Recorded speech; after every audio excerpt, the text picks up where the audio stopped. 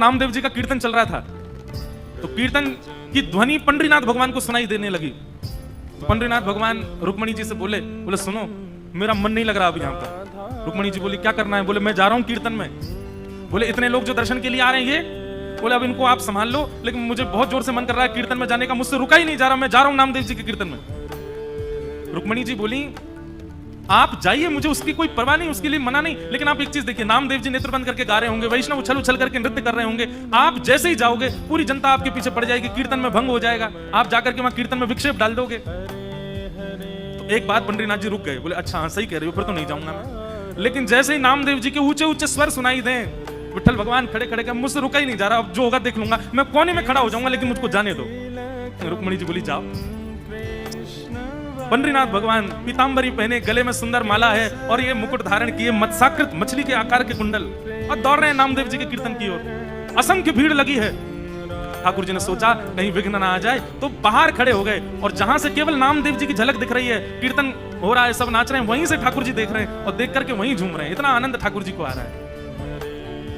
लेकिन झूमते झूमते झूमते झूमते ठाकुर जी को सुध बुध नहीं रही, और ठाकुर जी तो कोने से भीड़ में आ गए। अब जैसे ही ठाकुर जी आए, लोगों को कस्तूरी की सुगंधी आने लगी, बढ़िया, पीछे मुड़ मुड़ करके देखा साक्षात पंडरीनाथ भगवान खड़े हैं। अब तो महाराज नाचना गाना सब भूल गए, सब मार्ग देने लगे, और ठाकुर जी नाचते नाचते भीतर प्रवेश कर रहे हैं।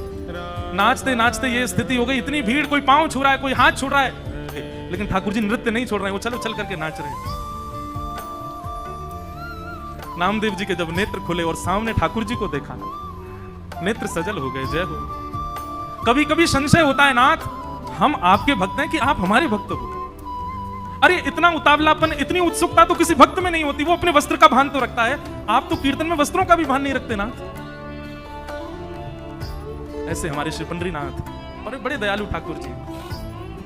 तो जनाबाई जैसे ही पहुंची नामदेव जी के घर, वहां नामदेव जी कीर्तन कर रहे थे, वैष्णव नाच रहे हैं, मृदंग लेकर के करताल बजा रहे हैं।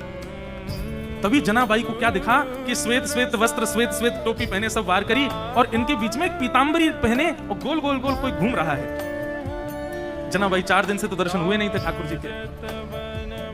गौर से देखा तो महाराज